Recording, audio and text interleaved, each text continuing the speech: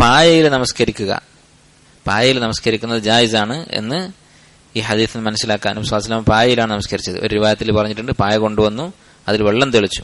അതുപോലെ തന്നെ അനാവശ്യമായി ഉള്ള വസ്വാസ് അല്ലെ, എവിടെ നജസ് ഉണ്ടാകുമോ, എന്തെങ്കിലും ചളി ഉണ്ടാകുമോ, ഇങ്ങനെയുള്ള അറബിയിൽ തഖസ്സുസ് എന്ന് പറയും, എന്തെങ്കിലും ഒരു നമ്മൾ അറപ്പ് എന്നൊക്കെ പറയുന്നത്, അനാവശ്യമായ അറപ്പ്, അത് ശരിയല്ല.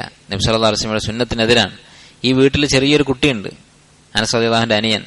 അങ്ങനെയുള്ള വീട്ടിൽ, പ്രത്യേകിച്ച് അന്നത്തെ കാലത്തുള്ള സാധുക്കളുടെ വീട്ടിൽ വിശാലത കുറവായിരിക്കും. അവിടെ ഈ കുട്ടി ചിലപ്പോൾ മൂത്രം വഹിച്ചിരിക്കാനൊക്കെ സാധ്യതയുണ്ട്, പക്ഷെ ഉറപ്പില്ല. അങ്ങനെയുള്ളൊരു സാധ്യത വിചാരിച്ചിട്ട് നബി സല്ലല്ലാഹു അലൈഹി വസല്ലം അവിടെ നമസ്കാരം ഒഴിവാക്കിയിട്ടില്ല. ഏതായാലും ഇവിടെ കുട്ടിയൊക്കെയുള്ള വീടല്ലേ, അതുകൊണ്ട് മടങ്ങിയിട്ട് നമസ്കരിക്കാം എന്ന് നബി സല്ലല്ലാഹു അലൈഹി വസല്ലം വിചാരിച്ചിട്ടില്ല. അപ്പോൾ നജസ് ഉണ്ട് എന്ന് ഉറപ്പില്ലെങ്കിൽ, അനാവശ്യമായിട്ടുള്ള ഇങ്ങനെ തോന്നൽ, ഇവിടെ ഒരു നജസ് ഉണ്ടാകുമോ അല്ലെങ്കിൽ എന്തെങ്കിലും ചളി ഉണ്ടാകുമോ എന്നുള്ളത്, ആ ചിന്ത ശരിയല്ല. ഈ കുട്ടിയെക്കുറിച്ച് ഹദീസിന്റെ ചില റിവായത്തുകൾ കാണാം, മുലകൂടി നിർത്തിയ കുട്ടിയായിരുന്നു. പറഞ്ഞാൽ മുലകൂടി നിർത്തിയിട്ടേ ഉള്ളൂ, 2-3 വയസ്സുള്ളൂ, അത്രയും ചെറിയ കുട്ടിയാണ്. അപ്പം അങ്ങനെയുള്ളൊരു വീട്ടിൽ നമസ്കരിക്കാൻ റസൂലുള്ളാഹി സ്വല്ലല്ലാഹു അലൈഹി വസല്ലം മടി കാണിച്ചിട്ടില്ല. അതുപോലെ തന്നെ അറിയപ്പെട്ട ഒരു ഖായിദ, ഫിഖ്ഹിന്റെ ഒരു ഖായിദ ഈ ഹദീസിൽ നിന്ന് മനസ്സിലാക്കാം. എന്താണ്?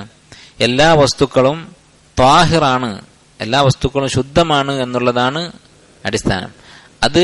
അതിന്റെ ശുദ്ധി നഷ്ടപ്പെട്ടിട്ടുണ്ട് എന്നുള്ള യഖീൻ, ഉറപ്പുള്ള വിവരം കിട്ടാത്തിടത്തോളം കാലം എല്ലാ വസ്തുക്കളും താഹിറാണ്. ഇപ്പൊ മൂത്രം ഒഴിച്ചോ എന്നൊരു സംശയം, ആ സംശയത്തിന്റെ പേരിൽ നജസ് ഉണ്ട് എന്ന് വിചാരിക്കേണ്ടതില്ല.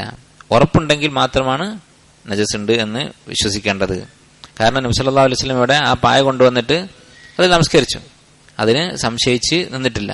അവിടെ മൂത്രമേക്കാനുള്ള ചെറിയൊരു സാധ്യതയൊക്കെ ഉണ്ട്, ചെറിയ കുട്ടിയുള്ളതാണ്, പക്ഷെ ആ സംശയം വിലക്ക് എടുത്തിട്ടില്ല നബി സല്ലല്ലാഹു അലൈഹി വസല്ലം. പിന്നെ വെള്ളം തെളിച്ചു എന്ന് പറയുന്നത് അത് നജസ് ഉണ്ടെന്ന് വിചാരിച്ചിട്ടല്ല.